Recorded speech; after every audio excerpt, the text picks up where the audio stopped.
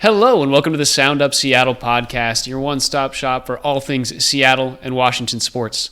I'm your host, Tyler Cartwright, joined as always by my co-host, John Carey, and joined with another co-host. It's very exciting today. We've got a whole new discussion to have because college basketball is starting up.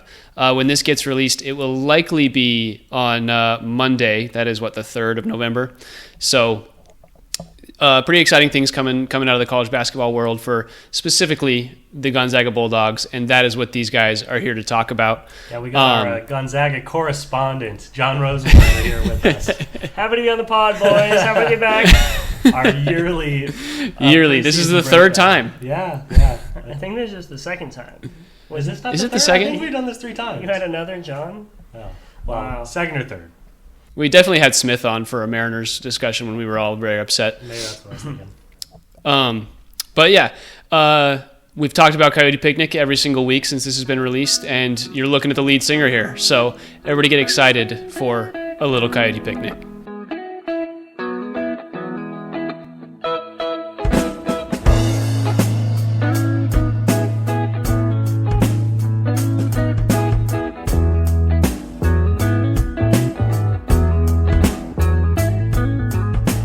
All right, I'm going to be basically moderating today.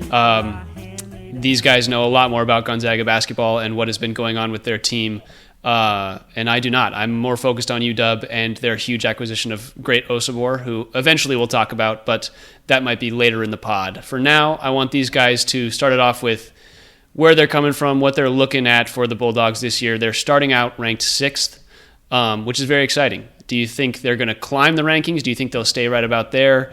And then we can go from there. Yeah, I personally think it's a very exciting year. A lot to talk about. Obviously, the biggest storyline is how much of this roster returned from last year. We're going to talk a lot about the newcomers and what that means. But I think number 6, pretty realistic to start the year. We're going to get tested right off the bat, first game against Baylor. But, John, help me out. I did not watch. We've played 2 technical games so far. Our Craziness in the Kennel, which is a team-on-team scrimmage, and a charity event against USC, preseason action. So I watched USC. I did not watch Craziness. What were your big takeaways from that game? I did not watch USC, although I was looking at the box score. I watched Craziness. The team looked pretty good. Just to kind of answer the initial question, I think 6th is fair. 6th, a lot of pundits have us at 7, 8, 9. Ken Pum has us at 9. So I think that's probably where we'll kind of hang out most of the season. I could see us climbing if something like Cooper Flagg doesn't really stick at Duke initially, if they have growing pains and stuff. But as far as Craziness in the Kennel, we looked pretty good. There were a few things that I thought were kind of standout things. Before they do the scrimmage, they do the 3-point contest. Dusty Stromer won the 3-point contest. Not that means a whole lot in that setting, but I think that he... it's nice to know he can actually hit threes. Goodness gracious. That's big for Stromer. Yeah, that's what we were looking for coming into last year. Yeah, I think people are wanting him to make the sophomore kind of jump, and I think definitely with Steel Venters going down again, this time not a day before the season, this time a few months before the season, I think that it's been communicated to him that making 3-point shots is going to be a way for him to get on the floor. And so that was good to see. I think that'll be interesting. I think the scrimmage kind of lends itself to these more fringe guys standing out. Graham Ike didn't really do a whole lot. Ryan Nemhard was pretty quiet. So was Nolan. But yeah, Dusty looked good. Dusty was scoring well. Caliph Battle, one of the newcomers, he looked pretty solid. He didn't do anything too crazy, but just seeing him live, he's really just a big muscular guy, can get to the rim really physically, and that's, we can maybe talk about that later. I have some thoughts about that, but he is really good at getting to the rim and drawing fouls. So that was immediately on display. I think the most impressive player of the scrimmage was Michael Ajayi, the transfer from Pepperdine. And that's kind of what I thought would be the case coming into the season. He led Pepperdine in scoring. He averaged almost 18 points a game, averaged 9.9 rebounds a game, which I think led the WCC. He was first in points, second in rebounds in the WCC. But that's crazy for his first full season of playing at the D1 level. Yes, he was definitely the bright spot on a pretty poor Pepperdine team. And I think that, that experience is going to be good for him now that he's in more of an offensive system. He was scoring in a variety of ways. He was getting, dribble pull-ups in the mid-range. And that's something that Mark Few has actually said already, is that he was he's the kind of guy who can go get a bucket when our offense kind of breaks down. So all in all, from what I saw from the team, it's a scrimmage. Emmanuel Innocente is kind of another interesting transfer we got, but he was starting in the top 10. So of our top 10 starters, one of them was Braden Smith, who we know is going to redshirt. So he kind of has seemingly shown himself to be the number 9 guy, if not higher than 9. The team looked good. They were playing really hard defense, and so I think that it's going to be competitive for how the minutes shake out. And Few has said something to that effect as well already. So, and we know how Few is. It's there's going to be a bigger conversation to be had about Emmanuel and those guys about, if you're the 9th man, how much chance of a run do you actually have on this team? And there'll be more to said about it, be said about that. But that's interesting. Going from that to the USC game, first preseason, doesn't count, doesn't really matter, charity event. It was a competitive game. We were up the first half by 2, and then USC came back. They ended up winning 96-93. Obviously, they're a talented team. I'm sure they're ranked in the top 35, but they're not in the AP preseason top 25. They were picked pretty low in the Big Ten, actually. Okay, fair enough. But so they were also playing it pretty. If you saw Musselman after the game, was getting the he was fired up. They played played a good game. So pretty excited to win. It's also a preseason charity event, so I'm not going to worry too much about it. But the big takeaways from that game, in terms of the Zags, was Michael Ajayi again, excellent, 3 for 5 from 3, which we really needed. 13 points. He was third on the team behind our 2 lead guards in terms of points. Nemhard just basically got to the line whenever he wanted, and then Khalif Battle was the big story of the game, starting over Nolan Hickman. We're going to talk a lot about that. And he was excellent. 5 of 9 from the field, 4 of 8 from 3. Finished with 20 points to lead the team. He was excellent, coming out of Arkansas.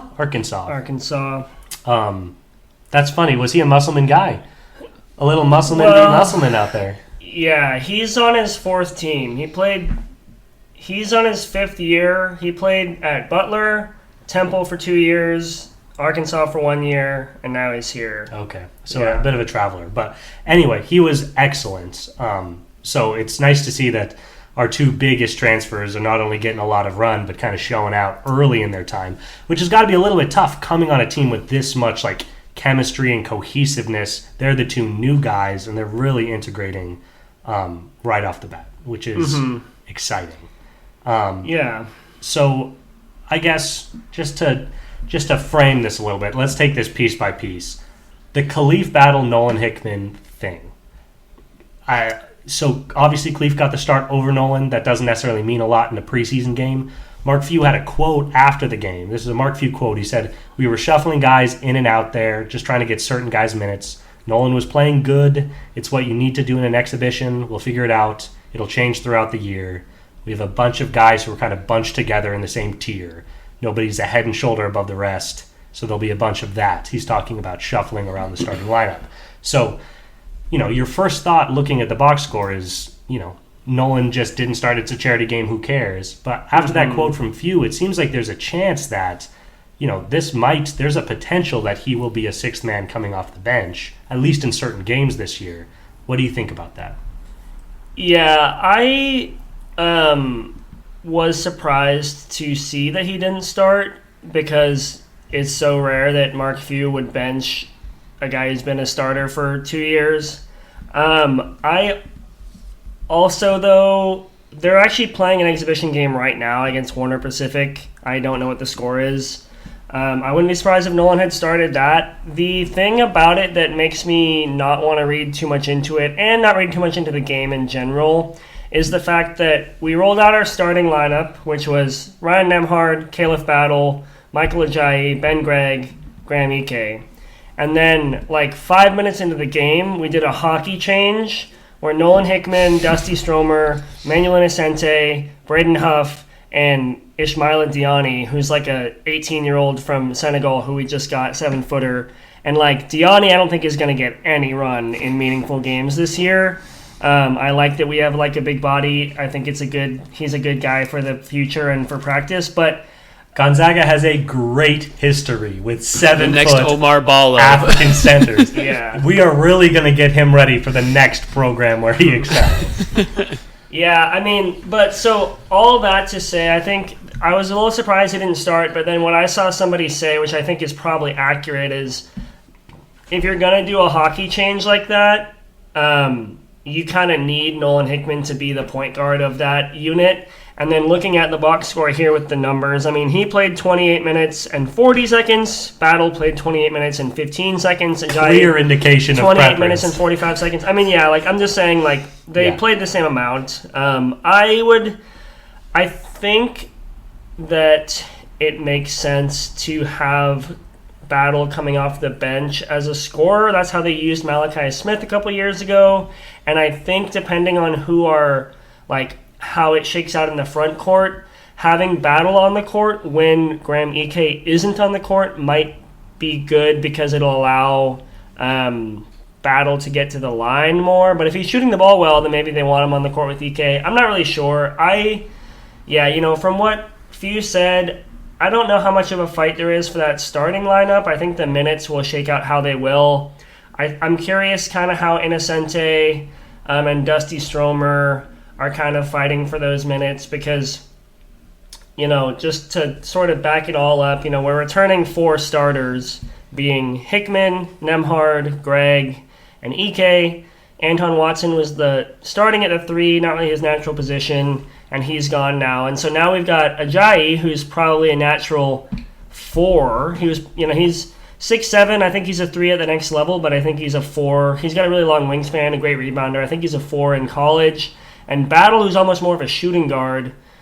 It's just this wing spot is suddenly full, where before it was Dusty Stromer, freshman. You just got out of your COVID high school season of playing with a mask around your chin, and now you're being expected to start. So I think Ajayi, he's a natural 4. He's also a natural 3. He's just, you could play him at the 2. You got to have him on the court.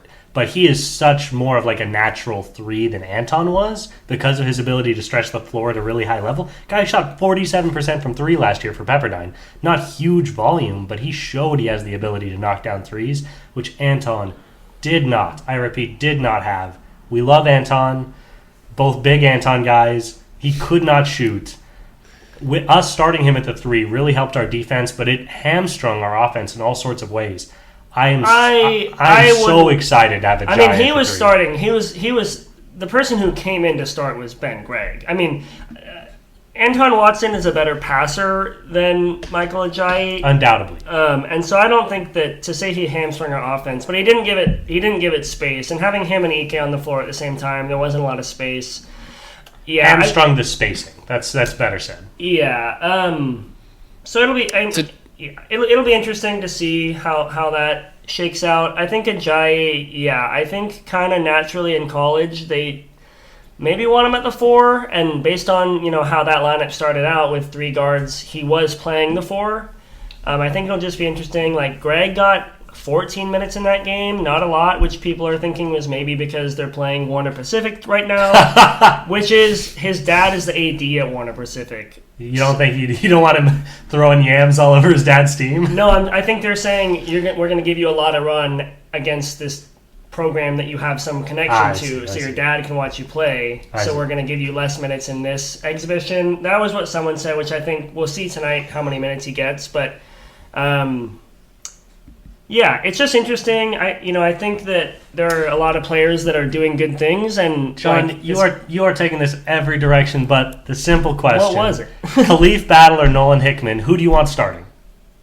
I don't think that question was actually posed, but I think just because I think it's going to end up being the case, and I want to sound like I knew what I was talking about. I think Hickman is going to be our starting 2. I think Caliph is going to come off the bench or start at 3. I could see a scenario where Ben Gregg is coming off the bench, and I think it's way more likely that Hickman comes off the bench than Gregg. I think Hickman, he's more of a natural sixth man because he's really kind of a pseudo starting point guard. Obviously, he started at point guard for us. So it makes more sense for him to come off the bench with a couple bench guys than it does for Khalif, who's way more of a natural starting 2, than it does for Gregg, who's like such a great spacing defensive option at the 4/5. Like him and Graham Ike make so much sense next to each other, especially with, Ajayi coming in with a little more spacing and defense. Mm-hmm. Those 3 together just make a ton of sense. While as like Khalif, Nolan, and Nembhard are much more interchangeable, and Nembhard's going to start, and between the other 2, I would rather have Nolan coming off the bench than Khalif. And Caliph, you mentioned that. Caliph. Yeah. And that's not even like to say maybe Nolan's a better player, but in terms of like scheme and what works, I prefer Caliph next to Nembhard than I prefer Nolan. I think you need to talk on Nolan Hickman being the backup point guard is kind of where it kind of is coming from. With him leading that second rotation, there's an option for him to really, Few is probably testing him in that way of like, hey, the way you're going to get minutes is by being a good enough point guard to be out there when Ryan Nembhard is getting exposed defensively because he's so small. He needs to be able to play in the starting point guard, not necessarily starting point guard role, but in a point guard role that he feels confident in and as a distributor, because you guys have scoring. Like Nolan Hickman was kind of your shooting guard, spark plug off a couple threes a game type of situation. And now you have guys that can do that. Nolan Hickman is not up to that level. He's a little bit bigger than Nembhard, and I think that's kind of where he needs to get in and fit in this roster. I like him as the sixth man. I'll agree with John Carey here, but purely because he fits into both roles decently well. He could be the backup point guard. He could also be the backup shooting guard and be, if you guys want to run a little bit smaller of a rotation. Yeah, and one thing with that, because Nolan's definitely a better defender than Nembhard. Caliph, he wasn't necessarily. We'll see what Few gets him to do defensively here at Gonzaga, but playing in the SEC, you have to have some level of defensive integrity. But career 3-point percentage, Caliph's coming in at 35%. His first year, really last year at Arkansas. Hickman's a career 37% guy. He shot 41% from 3 last year, which was excellent. Yeah. At the same time, part of me in big moments trusts the blanket confidence SEC guy that always thinks it's going to go in. Hickman gets tight, man. I feel like Hickman misses big shots. You know how I feel about Hickman. I'm biased. Yeah, the Hickman hate I expected. I did not expect the Anton Watson hate. No. That was a little egregious, John. I'm going to be honest. It was a little uncalled for. Anton was limited. There's nothing wrong with saying something. No. So, I think, the backup point guard duties are certainly Hickman's. I mean, he was our starting point guard for a season 2 seasons ago. He started every game at point guard before Nembhard got there. He led us to a Sweet 16.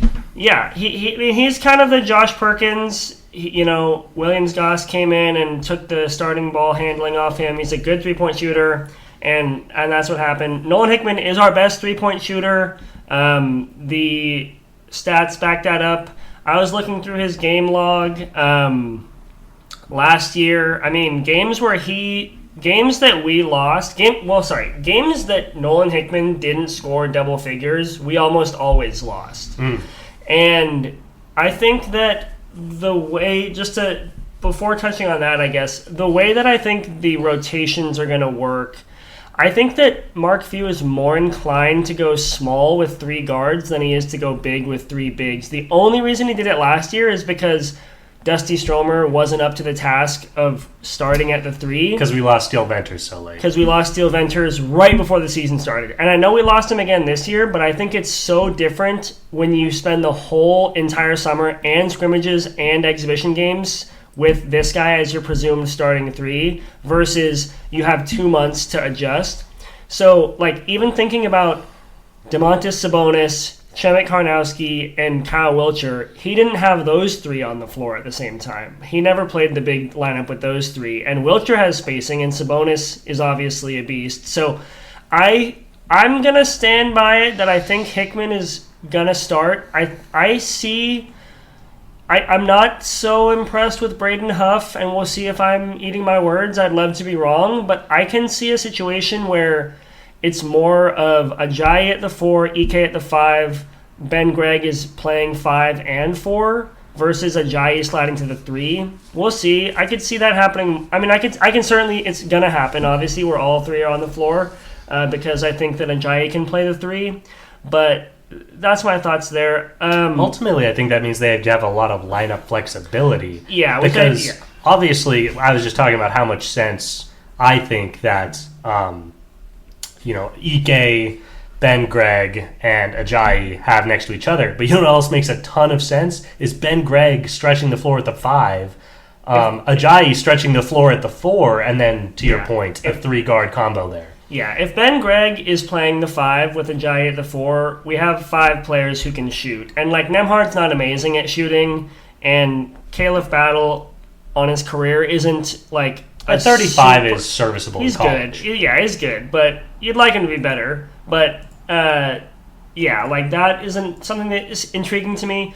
I do think you're right about being backup point guard. I think I guarantee you, any minute that Nembhard is not on the floor, Hickman will be on the floor. They're never going to have one of those guys not there, and that makes a lot of sense because Caliph has shown he's like a 1 assist per game guy in his last year, while averaging like 14 points per game at Arkansas. He's much more of a 2 than a 1. He's not a great ball distributor. He's a good offensive weapon. Yeah, he's certainly a scoring guard. That's his whole thing is scoring. And so it'll be interesting to see kind of how they use him. One more, I think, good reason to stagger Nolan and Nembhard, especially if you can go to him and say, like, guys, you're all going to play, all 3 of you are going to play 28 minutes a game, but we always need one of Nembhard or Hickman on the floor. So Hickman, you're starting on the bench, you're going to come right in at the 5-minute mark, and they'll just rotate the 3 of them in and out like that. I don't know. That makes a lot of sense to me. I don't love the idea of having Nembhard, Hickman, and Caliph out there at the same time, though, just because of defensive concerns. Nolan is the best defender of the 3, and that's not exactly saying a ton. I just think if you have Ajayi at the 3, your defensive upside is so much higher because him at the 3, that's like an NBA wing playing the 3 for you. That's a big deal defensively. Yeah, I think it'll be interesting to see if Ajayi can become a real wing stopper. I'm not necessarily sure that is something that... I mean, he wasn't really asked to do it at Pepperdine. I don't think Pepperdine has a lot defense in playing defense. He was asked to carry their offense. I mean, he was carrying the offense. That's a Lorenzo Romar team, right? They don't play defense on those. No. Don't throw your own coach under the bus like that. No, we hated him because of that. He had Markelle Fultz just walking up and down the court. Yeah, I mean... If Ajayi can step up and be a wing stopper, then he's gonna be great. I mean, Nolan was often asked to guard the best perimeter player last year. Dusty did it a lot too. So, I mean, the lineups are gonna be really interesting. It'll be interesting to see how it shakes out. And clearly already there's been like some question marks of how they're gonna do it. I think they're gonna have a lot of flexibility. In how they construct their lineups, and I'm hoping after last year where we had nobody to back anybody up, and Nembhard and Hickman were both gassed at the end of games, that they'll have some rest and they can. That's the great thing about Caliph, man. That guy is going to take energy. He's going to come out on the floor and he's going to exert energy. It's going to be the job of the other guard to be like, dude, relax, which is nice when you're really running 3 guards. We'll see what kind of run Dusty gets.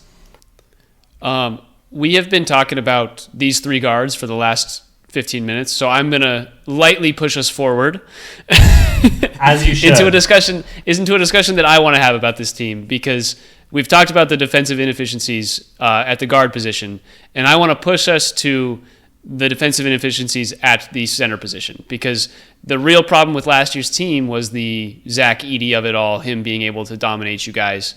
And there's no Zach Edey in college basketball this year that we know of at the moment. But your center position is still a little lacking defensively. Braden Huff, in my mind, has been the best center or like big man defensive player. Watching him last year against big men. Ike's just too small. Ben Gregg gets in foul trouble a little easily, so hopefully he can stop that.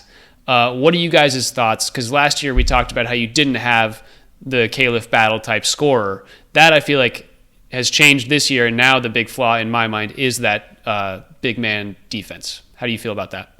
Yeah, I think the most obvious thing right off the bat is that, as you noted, obviously we'll see once the year gets underway, but nobody's jumping to my mind as like, holy crap, how are we going to match up with this guy in terms of hyper dominant, really big bigs in college basketball? You know, those guys tend to come in like cycles, especially like, you know, you typically want them to be like juniors or seniors with a lot of time under their belts. We didn't really see any sophomore bigs last year that were like, oh, watch out for him next year, you know? Like Edey, everyone saw Edey coming a year ago. Everyone was like, they thought he was going to the league a year before, and it's like he's coming back to Purdue. So, yeah, John, get your thoughts in. I've got some thoughts, but my biggest one is it's not the same concern because there's probably not going to be that guy, and even if there is, hopefully we miss him. Yeah, I would like to start this all out by saying that Zach Edey fouled out in 15 minutes of his first NBA game. For the record, this is the biggest Edey hater on the planet. None of us like him. But yeah, we are legion. That's very fair. Yeah, no, that's a very real question. My big question marks coming into the season are the same ones we had last year, which is 3-point shooting and rim defense. And yeah, Graham Ike is an excellent offensive center. He is not a great defender. He's a sizable guy, but he doesn't really block shots, and he fouls too much. He got in foul trouble so often last year, and when he was in foul trouble, our offense stalled terribly. And so I think that the homer in me is saying he's been in the program for 1 year. He's in his second year now, and that will help him. The homer in me is saying also that we're returning 4 starters, and then the 2 big additions of these transfers that are coming in are seniors. And so, again, the homer in me is saying that our team defense can maybe make up for that. Although, I think Ajayi will help with that too. I think he can hopefully help with penetration, stopping penetration anyway. But yeah, I think that it's going to be a problem. I mean, that's my biggest question mark for Graham Ike is can he defend at the rim without fouling? And he doesn't have Anton Watson to help anymore, so we'll see. But yeah, that's certainly the biggest question mark. And I think that, you know, the why we're fine is because the team defense is going to make up for it, and we're going to hopefully just scheme and be able to like throw fresh bodies at guys and have more depth, and that'll help us. But you know, if we get into foul trouble, then yeah, we are going to be in a little bit of trouble. I will say, just to bring us back to Caliph Battle, because I know you want that. One thing, this is on my notes. I actually have a point here, but both Caliph Battle and Michael Ajayi are really good at drawing fouls. Caliph Battle in particular. So Graham Ike last year was our number 1 foul shooter. Shot the most free throws. He shot 105 out of 134 free throws. Caliph Battle, averaging 1 more minute a game, shot 213 free throws. He shot almost 100 more, 80 more free throws than our number one free throw shooter. And Mike Ajayi. I mean, Caleb Battle made 81 more free throws than Ike made, and he made 50 more than he even tried. Mike Ajayi shot 165 and made 117 in more minutes per game, but I think that could be a value because in the sense that pressure. It's creating rim pressure. If we have guards and wings that are putting big men into foul trouble, that's going to take the pressure off of Ike a little bit. They can be less aggressive, worries about offensive fouls, less time on the court. If we're fouling, I mean, the hope there is just that we're fouling out their best big men, which might provide him some relief.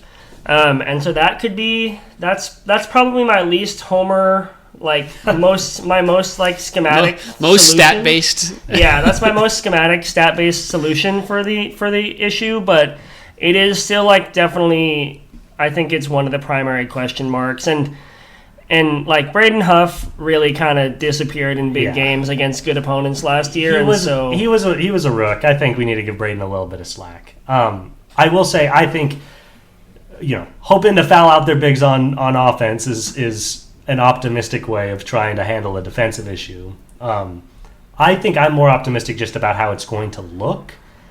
Because once again, excluding the problem with... So the way this team is built, and it's built effectively, and you see NBA teams built like this as well, is Ike is a stout guy. He's a big body. He's capable of not just getting moved into the basket for easy hook shots and stuff like that. He's just not very big. He's not a shot blocker. So what the team does, which is a very modern way of playing defense, is they have Ben Gregg, who's not as big, who's not as stout, but who's much longer and much quicker. They have him playing on the offside. And so you have Ike, kind of providing the force, and then you have Gregg coming in to play cleanup defense. Kind of what like Chet Holmgren was doing in the NBA last year. And it's really effective when you're playing against players that aren't capable of just moving Ike around. It's really effective. Now, what happened with Zach Edey is he was capable of moving Ike around, and he married the head ref's daughter or something. I don't know exactly how that worked, but between those two things, it really, really hurt our defensive scheme. I think that defensive scheme works 9 times out of 10 against decent teams. That's the reason that I'm actually so high on having Gregg out there for big minutes. He's so good in that role. You don't ask anything of him on offense other than shooting threes and making good passes. And then he is going to kind of step into the Anton role in my mind as the head of the Hydra on this defense. And he's going to be playing a lot of center court. He's going to be flying around, and he's going to be playing help defense on bigs. So the reason I'm optimistic is I think our starting lineup can handle 99% of college basketball bigs pretty effectively. The issues that I do see, to your point, are when Braden Huff comes in. If him and Gregg are together, you can do kind of the same thing, but if him and Ike are out there at the same time, it does not work well. I don't think they really will be, but yeah. One thing, too, just interesting about Ike defensively, you always see, it always drives me crazy. In NBA comparisons, whenever you're comparing somebody to, whenever you're comparing to a white player, you always have to come up with a white player to compare him to. It's like every white shooter that comes in, they're comparing him to JJ Redick or friggin' Larry Bird, depending on what he does. It's like, guys, don't be that lazy. And Ike is a great example because no two players in college basketball have ever been so similar as Drew Timme and Graham Ike. They overlap in so many ways in terms of the way they play in the post, the way they handle the ball and pass the ball, make good decisions. And then Ike is a better defender than Timme, but they have a lot of the same defensive weaknesses. I'm so happy that we don't have to watch Drew Timme play defense anymore. and Ike is a step above, but he's one step above, which is why, in my opinion, Ben Gregg is one of the most important players on this team because he is the closest we have to a true rim protector, and it's because of his help defense. To our new viewers, Ben Gregg is John's favorite basketball player of all time. I do love Ben Gregg. It's not Michael Jordan. It's not LeBron James. It's Ben Gregg. You'll be hearing a lot of this over the next couple months as we talk about Gonzaga. Okay. That's a lot on the players. I just want to touch on some of the guys at the bottom. And I guess, so I want to start with this. I've been burned by Mark Few many times before. And it's always the next year where I'm like, no, this team is so deep that Mark Few has to play a bunch of these guys. I remember going into last year, we were sitting down, it's like Jun Suk Yo and Ryan Krajnovic, so talented, they have to get on the court. It's Luka Krajnovic to our viewers. Luka Krajnovic. Is it? It's not Krajnovic? Anyway, neither one. That's right, he was the other Luka. I do remember that. I don't know his name now because he left the program. He transferred. He got out of here because he literally never played. We still have June, but we haven't really seen him on the court in any real way. And now we've got this new guy coming in, Emmanuel Innocente. He played in Italy. He played last year at Tarleton State. He was a solid player. He's 6 points, 6 rebounds, 3 assists.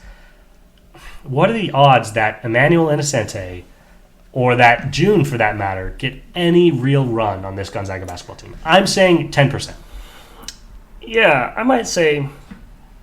Okay. Last year, for viewers who are tuned in, last year I said Jun Suk Yo was kind of my sleeper pick, and I was proven very wrong. We both were. Yeah, he never has been able to figure out the defensive scheme, and Mark Few has never given him minutes. And watching the scrimmage, watching the USC game, Emmanuel Innocente has jumped him. So I think my June stock is... It's a sell. It's not worth... Maybe it's a buy, actually, because it's not worth selling. I've already bought so much. To hold, I guess. But no, so Innocente, I think, can earn minutes. He was a freshman last year, true freshman, out of Italy, playing at Tarleton State. Tarleton State plays in the WAC. The WAC. And they play one of the slowest tempos in the entire country. So...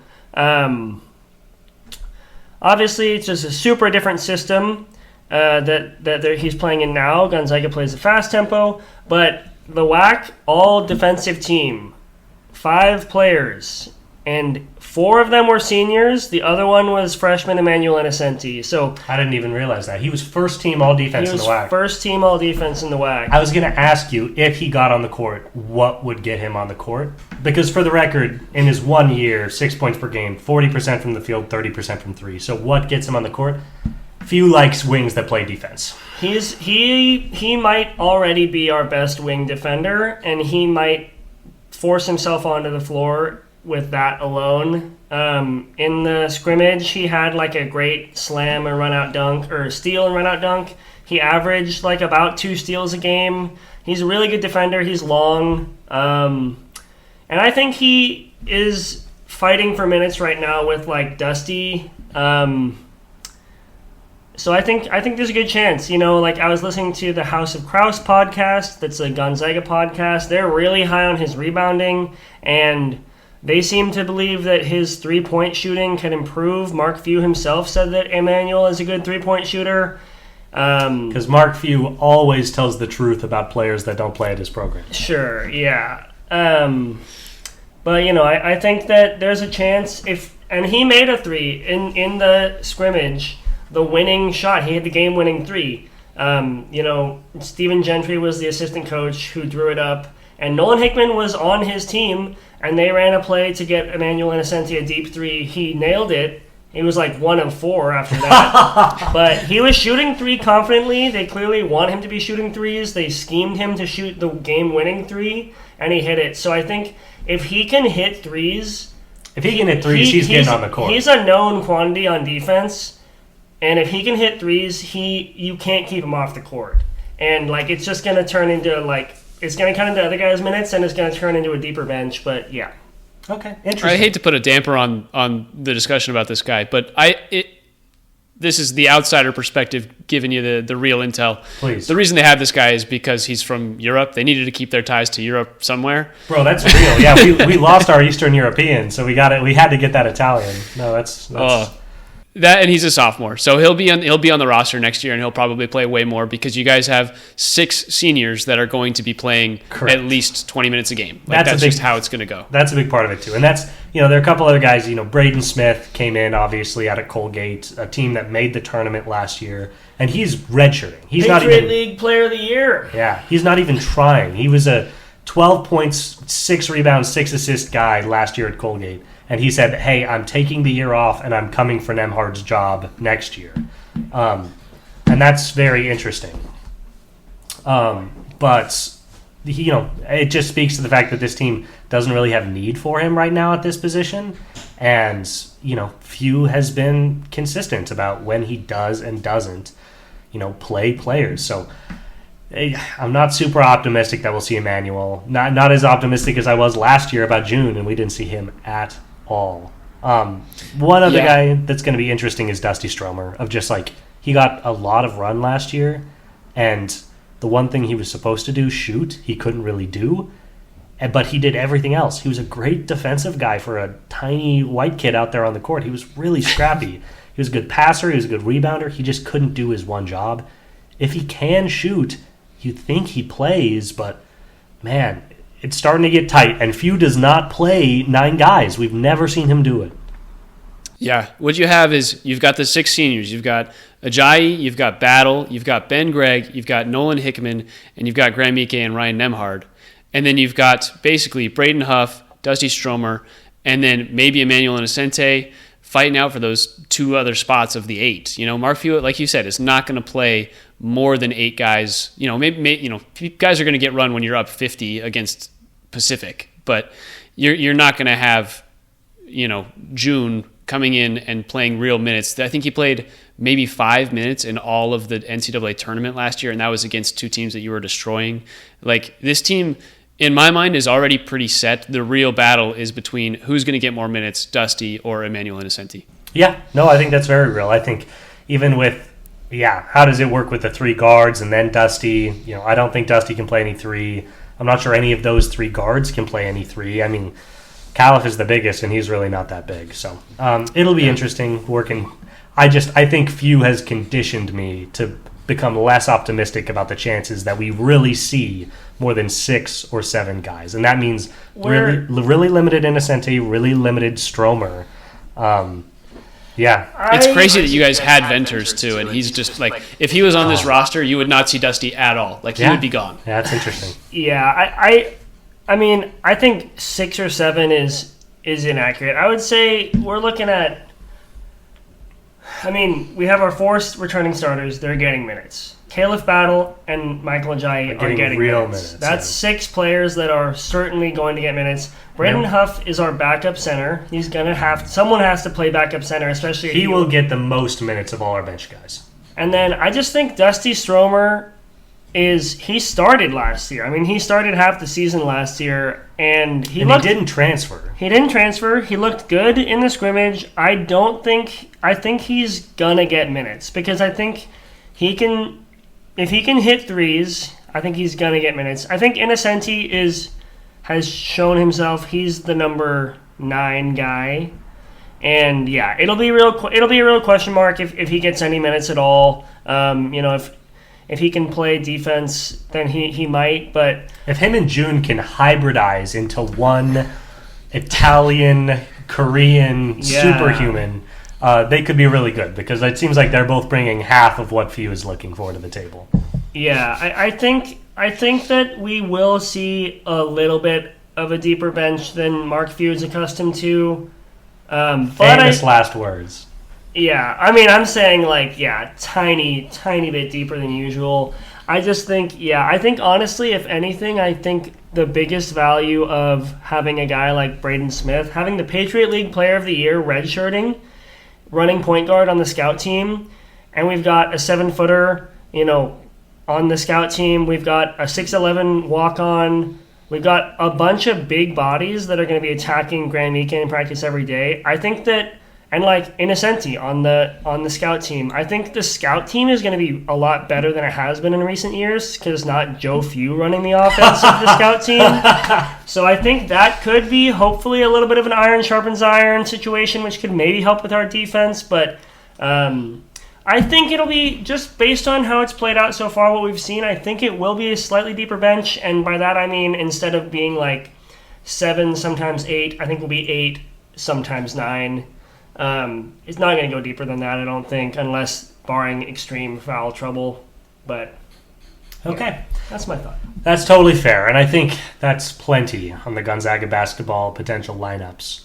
I want to talk a little bit about the schedule. We are opening the season. This is maybe the hardest non-con that this team has ever played. We are opening the season, first game. This is not college football. We're not starting our first game against Portland State. We are playing the number 8 team in the country, the Baylor Bears. The matchup of doom, a team that we don't want to see on the court for a lot of reasons.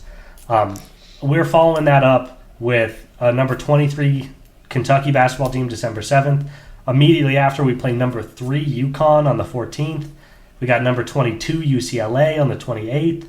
Yeah, it's San Diego State and the Maui or the Atlantis tournament where we're going to play. What is it? Is it Indiana? It's not even on this. This is just showing the actual schedule games. We're playing Louisville, who's receiving votes. Then we'll play probably Indiana if we win. Indiana's ranked. And then if we win again, we might play Arizona. So we have a lot of good teams to play. Yeah, so it's an absolutely brutal non-con. I think, especially compared to last year, the big comfort is we're returning so many starters. We actually have a leg up, I think, on some of these Baylors, Kentuckys, some of these teams with less returning starters. So I actually feel pretty good about this 6-8 matchup to start the year. But it is still, it's like, man, can we get one game in? Can we get Pacific once before we play Baylor? Well, yeah, we're playing a D2 team tonight. But the other thing too is that both our exhibition games are televised, and Baylor doesn't have any film. We'll have no film on Baylor, but I feel pretty good about it. I think we'll play well. We might lose, but I think we'll play well. I mean, we're gonna play like UConn in Madison Square Garden, San Diego State in San Diego. Battle of Seattle. We got Kentucky here. Yeah, because Kentucky UW's here. Chicken shit. UCLA in LA. I mean, I think it should hopefully go a little smoother than last year because we will hopefully not have as many growing pains, but it's definitely a beast of a schedule. Yeah, and it kind of naturally moves into the next big point of conversation. This is obviously our last year in the WCC. It's not. Is 2 more years. Oh, is it 2 more years? 2026, I believe, yeah. Even this year, it's hybridized because we play Oregon State and Washington State combined 3 times, I think, in the middle of our conference. 4 times. They're in the WCC. The Oh. Cougars and the Beavers have joined the WCC. I'm a moron. I forgot that they were playing basketball in the WCC, and that's why I was like, wow, we're already like getting ready for Pac-12 games. Yeah. Okay, that makes a lot more sense. So that'll be fun to see some new faces in WCC play. Obviously, neither of them are ranked, but they've both been competitive programs. They'll probably slot nicely into the 3 to 5 in the WCC, depending on St. Mary's and San Fran. It's a beefed up. I would picture Oregon State and Washington State to end up at about the same level as the other teams. Not a St. Mary's or anything like that, but at about the same level as like a Pepperdine, San Francisco, like in that region. Yes, where they're like just below the top teams in the WCC because they're going to beat Portland, they're going to beat San Diego and Loyola Marymount. Like they should win those games. They better, and that if they're not, that's kind of destroying the whole purpose of them doing this. They're supposed to come in here and improve the middle class of the WCC above the Loyolas and the Santa Claras. And Santa Clara is good. Santa Clara is going to be better than those 2 teams. Okay, Santa Clara love to see it. I pay no attention to Santa Clara. Wow, hater. But I guess. Sorry, another 2 years of WCC play. 2 years. But 2 more years. Give me your thoughts. We've talked so much about potential conference changes over the years. What are your thoughts on the Gonzaga Bulldogs committing to going and joining the reinstituted Pac-12 conference? The better than ever Pac-12? Yeah. I think it's a resounding success for the Gonzaga administration and the future of Gonzaga sports. Just off the bat, I texted you this information, Carrie, and I should have pulled it up, but like the quality of basketball competition is much better. Like It's similar. It's sort of a similar makeup of the WCC of like Gonzaga is kind of the big dog. We've got the number 2, which will be San Diego State, and they beat us last year. San Diego State beat us last year. They went to the Final Four a couple years ago. Like San Diego State's better than St. Mary's, I think. I mean, maybe I'm a homer, but I think Gonzaga still has a leg up over San Diego State. But so it's like you've got the 1-2 punch really strong, and then the difference really is just that like Boise State, Colorado State, Wazoo, Oregon State made the Elite 8 like 3 years ago in basketball. Yeah, that was a little fluky. Hey, we don't have to talk. We just talk about final position. We don't mention that they were projected to be last in the Pac-12 that year. We don't have to mention that. Yeah, I mean, I think let me see. Here I've got what I've been looking for, my information. Last year's WCC by Ken Palm, 12, 20. We've got 12, 20, 65, 109, 187, 224, 256, 299, 358 for an average of 170. Future Pac-12, 12, 22, 36, 42, 44, 51, 155, 237. Average 75. So just a much better middle class. We're just not going to, we don't have to play all these Q3 and Q4 games anymore. So that's great. I think the basketball is going to be better. I love that it's still regional. Like Boise State will be a fun rivalry. Wazoo will be a fun rivalry. Boise State will be sick. Wazoo is literally a rock throw down the road. Yeah, so no, I think it's great. And I think we're also, if reports are to be believed, we're getting like almost a full share, which means we're getting football money when we don't even have a football team. So like, which is just, by the record, the biggest dick move any program has ever made, where it's like, they're coming in as the best basketball program, but basketball is responsible for a fifth of what football makes, and they're getting the same money that these teams with 53 football scholarships are getting. That is insane.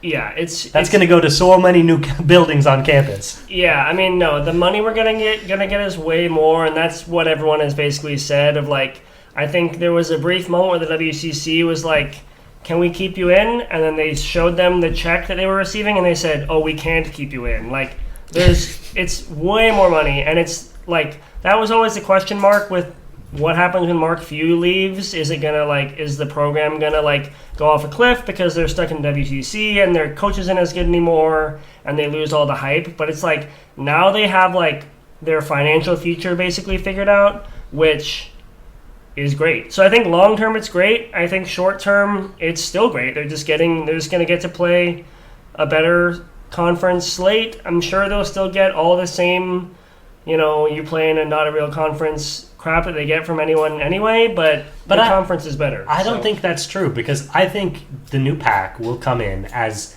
the least powerful of the new Power 5. But this is not the WCC. Boise State's going to make the college football playoff in all likelihood. Wazoo and Oregon State are both trying to create a bid for that as well. Like, this is a conference that's going to bring a lot of name recognition and a lot of power in the way the WCC never, ever could. So once Mark Few is gone, if Gonzaga is able to run the Pac-12 in basketball, it's not the same thing as running the Big 12, but it will be a Power 5 conference. It will be. Don't be surprised. Me and T have talked about this. Do not be surprised if in a couple years, Stanford and Cal and some of these teams that are tired of flying to fucking Florida for away games come crawling back. I'm serious about that. I don't know what you swear on this podcast. You could swear. Only me. Only I'm allowed to do it. It's his podcast. He does what he wants. I think what you're going to have with this Pac-12 situation is in a couple of years, you're going to get 4 or 5 bids. Like, that's just what it's going to be. You're going to get 4 or 5 bids to the NCAA tournament. You saw last year, I think it was Colorado State, Utah State, San Diego State, Nevada. Like, you had at least 4, I think even more than that, but that's just what I just thought about. Yeah. The Mountain West also showed up in the tournament. There were all those crazy stats about they were smoking the ACC and the Big 12 in tournament play. Yeah, I'm really glad that now that I'm part of it, certainly as a Zag, I'm really glad that the people who said that like the Pac-2 should merge with the Mountain West. I'm glad they were ignored. I'm glad that they have cut out all the dead weight of like Wyoming and Air Force and stuff because... Whoa. We love the Air Force. We rep the United States of America. Be your best self. Join the Air Force. Yeah. Wildcat, baby. Wildcat. Yeah, no, I'm glad that they don't. I'm glad that they haven't included all those bad programs. I'm glad that they're just like, we just want the best programs. We're just going to form like a strong thing, you know? I know they want Memphis. I know they want Tulane. I'd love to get Memphis for basketball, even though it kind of breaks the geography of it. But I'd love to get another good basketball team with a history like that. So I think it's great. I just want to get like GCU. Just give me an okay basketball first team like Grand Canyon. For this year, let's meet the required number to play D1 sports. They have time, though. They have time. Yeah. Let's just do that for this year. Let's not jump to a Tulane or a Memphis. Let us wait. And because this is my favorite thing about the move. My favorite thing about the move is that it's still, to your point, locally geographic. We're going to Idaho. We're going to Colorado. This is, for the most part, west of the Rocky Mountains. Like, this is still a Pacific Conference largely. Everyone's so excited about Oregon and UW and all these teams in the Big Ten and stuff. We still haven't gotten to like women's volleyball season and rowing and all the times where this is going to suck for everybody else that's not involved in the football programs. Yeah, I mean, it sucks for the football programs. Yeah, and I really think that there are going to be programs that come crawling back with their tails between their legs because it is such a pain and such a burden, especially a team like Stanford where it's like their other programs are where they excel just as much as, football or basketball. And I think, a team like Stanford takes pride in like rowing and all these other things. Their volleyball team is consistently one of the best in the country. I really think that they're going to get just a shower of complaints and people are tired of, missing games because they're happening at 3 p.m. I think a lot of this stuff has a chance of coming back. So I want the new Pac-12 to be patient because don't be surprised if some California and some Arizona teams are back on the table here in a couple of years. That's my rant. I can see that. Yeah, very fair. Do you guys have anything else on Gonzaga before I jump the gun and talk about the Utah State head coach move to Washington? My final thing on Gonzaga is an amalgamation of what we talked about. I think it's talking about our defense, looking at Ken Pom. Ken Pom preseason rankings. Zags are number 9 overall. We are the second ranked offense. We're the 45th ranked defense. We are the worst defense among top 25 teams. Every other team in the top 25 has a better defense than us, according to Ken Pom. I think that there's a chance we could be better than that. Like I said, my hope is that our team defense will be improved. But I think the bottom line of my outlook for this season is that our plan is basically just for our offense to be so good that it becomes a good defense because we're gonna have a good offense, and I think you look at last year, we had a good offense, but when the offense stalled, we talked about this last year in the pod, we said who's gonna be the guy to get a bucket when the offense stalled, and we didn't have anybody. I said it was gonna be Hickman, and he was kind of the guy that was asked to do it, and he didn't do it. And it was like Anton, he blew up in some games, but he wasn't consistent. So, I think our offense this year, we know for a fact that Mark Few can run a system offense that is elite. And I think he will do it again. I think the difference this year of who we added is we added 2 guys who are elite at getting to the free throw line, which is just manufacturing points in grind out games like the tournament. And pressuring the interior of the defense, spraying out to shooters. Yeah, I think that's huge. And I think Michael Ajayi is an NBA prospect that can get his own shot. 50% of his 2-pointers last season were unassisted. He played in a garbage offense that produced nothing for him. He had to get it all himself. So he's used to getting his own shot. So my hope is that when the offense is humming, it's going to be Ryan Nemhard, Greg Ike pick and roll like it was last year. But my hope is that when the offense stalls, we can still manufacture points with those other players and with kind of some other wrinkles to our offense. And hopefully, we're just going to score so many points that teams can't keep up. Because I think our defense is the question mark, but I think that our offense maybe is just going to be good enough that it won't matter for a lot of the games. And we'll see what happens. Obviously in the tournament, we'll see what happens, but that's my bottom line for the season. I think if we lose, it's going to be because our defense can't hang, but I don't expect our offense to stall in the same way it did last year. Yeah. And for the record, Few's done that before. 2013, 2017, 2019, years that come to mind where it's like our defense was very average or below that, but our offense was just so good where it's like, hey, yeah, come on, try to keep up. So that's a good one. My final point, much shorter, is that much shorter, way shorter. I've been sitting on that. Is that not only is Michael Ajayi an NBA guy, Michael Ajayi will be drafted in next year's NBA draft higher than Rui Hachimura was drafted after his final year. I think this guy How was that? I think he was the 17th overall pick. And yeah, he's not only an NBA guy, he's just like so NBA ready. Like Rui had an NBA body, but his game was not there. Rui was selected ninth. Well, hey, hot take. Give me over 9. Lottery pick, Mike Ajayi. This guy is 6'7". He is long. He is athletic, and he shot 47% from 3 last year. He could be a top 10 pick easily. So I think if he leads this team to a top 4 seed going into the tournament, and if we win a couple games, he's going to be a top 10 pick. So that's my hot take of the year. Let's go, Michael Ajayi. Also, just got to shout out Zags in the NBA. We're like 3 games in, but Chet Holmgren's going to win MVP. He's clearly the best player on the Oklahoma City Thunder.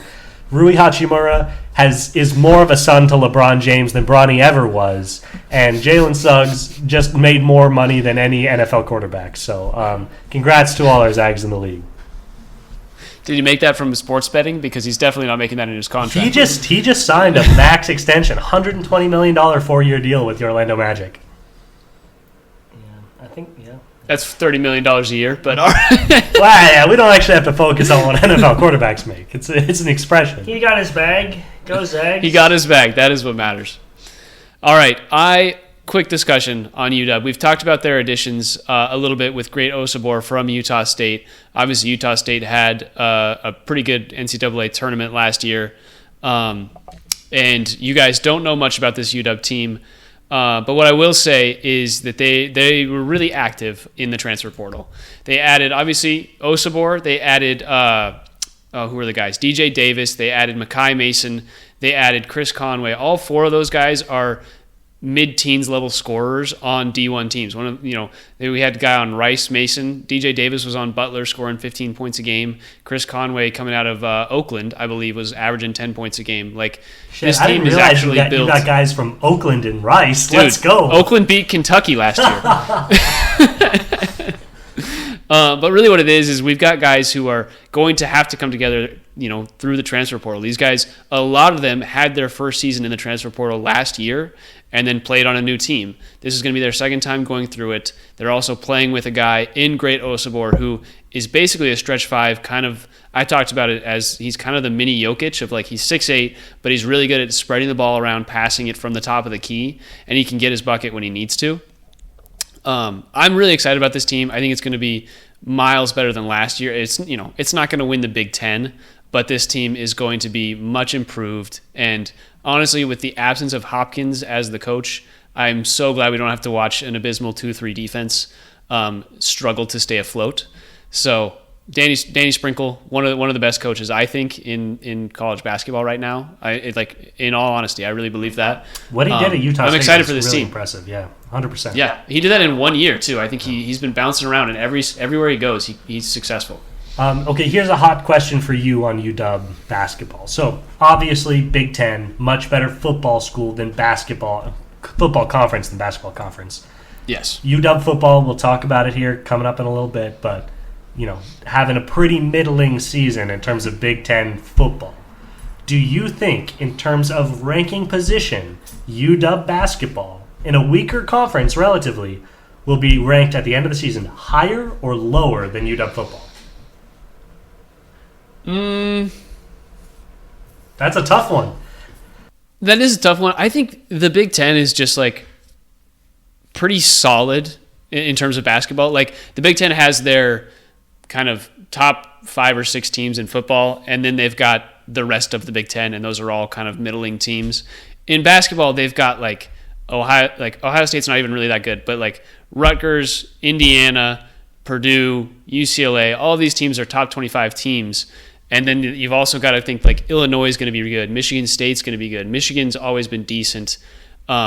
Oregon, Nebraska, Minnesota, all these teams are just like perpetually pretty great programs.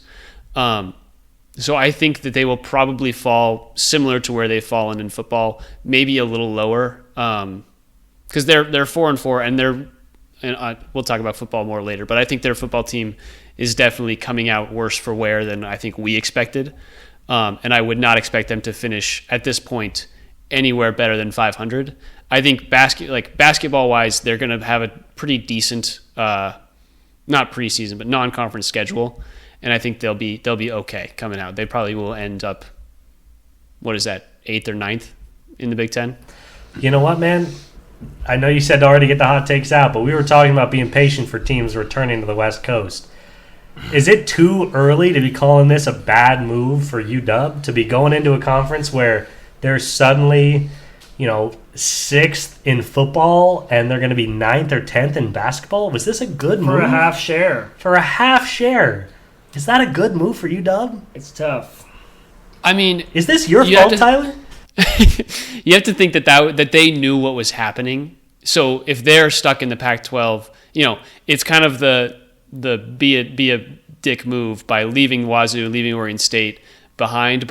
And I know that they technically moved first, but they probably knew that 4 other schools were in talks with the Big 12, and 2 of them were in talks with the ACC. Like, they know what's going on, and they knew these moves were going to happen. It's best to jump ship early in that regard. So I think they kind of had to do that. I don't think it was necessarily the best move for UW, but I will say they've been 8th or 9th in the Pac-12 in basketball for the last few years, so I don't think much is changing there. No change there. No, there's just more people. They're more in the middle now. I think the future is bright for UW basketball, as much as I hate to even say it. But no, I think Sprinkle is a great hire. I think, clearly they're throwing money around in NIL. Osabor got like a $2 million deal or something. Yeah, he's like I think the highest paid. Maybe it was highest paid at the time. Basketball player. I think it was highest college basketball. Yeah, it might have gotten beat, but I think it was at the time. Yeah, so no, I think Sprinkle is a really good hire. I think it'll be good. Clearly, he knows about pulling people into the portal, which is important. It speaks to that.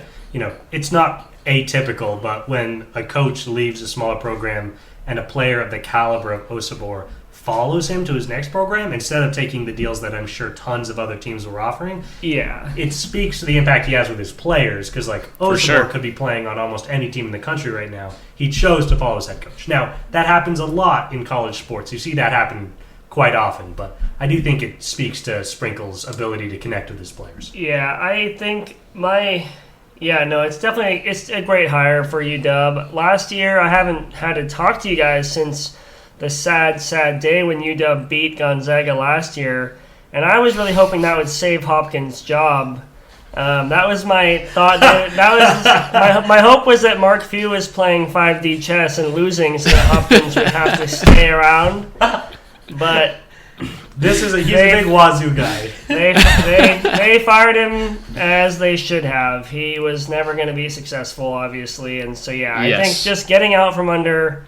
I mean, I guess he had some good years, but they had to get out from under the Romar curse, and Hopkins was not the answer. He never did anything.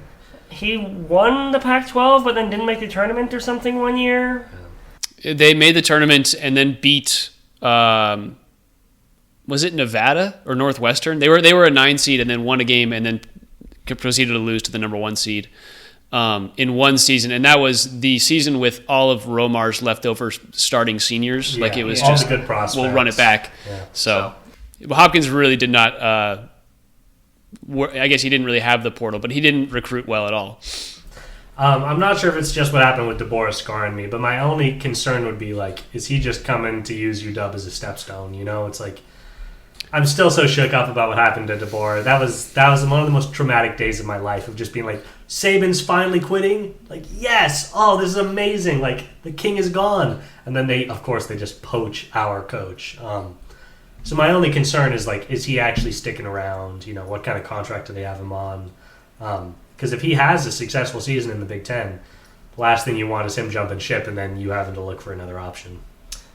I think that's something to note where it's like there's not going to be a lot of D1. Like, UW is a pretty prolific school in and of itself. Like, it's tough to think that there's going to be another basketball program right now, at least, because I feel like all of the recent head coaches have left in basketball. So the transitions have already happened. I don't think there's going to be an Alabama level coaching departure in basketball, and so I think Sprinkle is going to be around for at least the next couple of years. And if we can sustain that, that would be awesome. Yeah, I think there's a little bit less of that like ego too amongst college basketball coaches. It seems where guys seem to like to stick around more, whereas like in football, I think it's just like such a clear pecking order of like if you get the call from above, you take the job almost always. Yeah. I think there's less of that in basketball. And I think UW in basketball is an attractive job in the sense that Seattle has a lot of we've got great players. Hopkins was never able to tap into the Seattle like basketball market, never. But Seattle is one of the best places to recruit basketball players, and Sprinkle can definitely NBA capitalize. guys playing for fucking Virginia and Duke. It's ridiculous. Yeah, so I mean, maybe he'll leave. He left everywhere else. Why not us? But well, why not you guys, really? But yeah, no, I wouldn't expect him to leave that fast. It seems, I think it's just, like less odds of that happening of like, oh, big job, and they call him immediately. I don't think, I mean, Kentucky just opened up, and they couldn't even get their guy. They hired Mark Pope. I mean, yuck. Yeah. Although they are apparently good this year, so we'll see. We're playing them. That program's about to get a lot wider, I'll tell you what. We just saw the Lakers try to hire, was it Dan Hurley or whatever the guy's name is from UConn? Like, people stick with their programs if they can build a program. I'm not sure you've ever visited Southern Connecticut, but like, who would move to Southern California when you have the option to live in Southern Connecticut? Have you seen the colors up there when the leaves change? Ridiculous.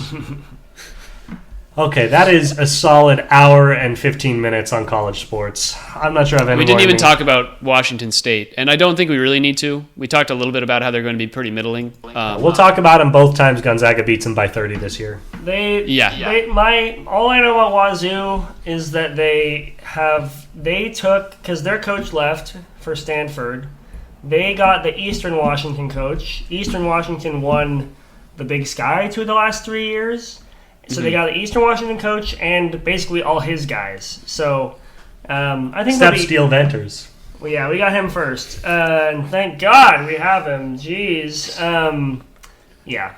I think Wazoo's gonna be. I think they should be okay, but they'll be like Eastern was a good program. They won the Big Sky a couple of times, and I think they'll be okay. But I think they'll probably be 5th in the WCC, 4th or 5th. I hope they're better. It'd be cool if they were better, I guess, but. All we can do is we'll see. First year with a new coach, they've got 5 guys from Europe, so a nice smattering. I feel like they're becoming the new Gonzaga, You're trying. Don't even say that. What's up with all these Eastern Washington teams? So we will see what Washington State is able to do, but I would not expect it to be anything more than 4th maybe in the WCC. Agreed. All right, is that it? Are we capping it there? That's all I've got. You got any last takes you want to shoot off? I've got a few more pages of takes about Gonzaga, but I'll save them. Save them for just regular conversation. After you get the call from Mark Few after this gets posted on YouTube. Yeah, it's like, wow, what a savvy mind you have. Let's sit down. How would you like to take the Arizona job? All right, well, for John Carey and John Rosenberger, I'm Tyler Cartwright, and this has been the Sound Up Seattle podcast. If you enjoyed this episode of Sound Up Seattle, please feel free to follow us on Twitter, TikTok, and Instagram. You can also check us out on YouTube at Sound Up Seattle. You can email us your questions, comments, or concerns about how much these guys pay attention to college basketball and not the NBA at soundupseattle@gmail.com. You can find me, Tyler, at TyCart50. You can find John Carey, where? I just got back from Okanagan for the second straight time. Beautiful area. I might build a doomsday shelter up there. It's a good call. And you can find John Rosenberger. Do you want to plug anything? I've got no plugs. So you can find me on LinkedIn, actually. He's going to post about how this was a great leadership opportunity. Yeah. You can find him and his band at the end of this podcast. You see the Coyote Picnic album cover and all that kind of stuff. Enjoy that. And I guess with all that being said, we'll give it to the Dogs. Go Dogs! What? Go Zags, baby! Go Zags, baby! You guys Thanks got that. I got to boys. rep my UW guys.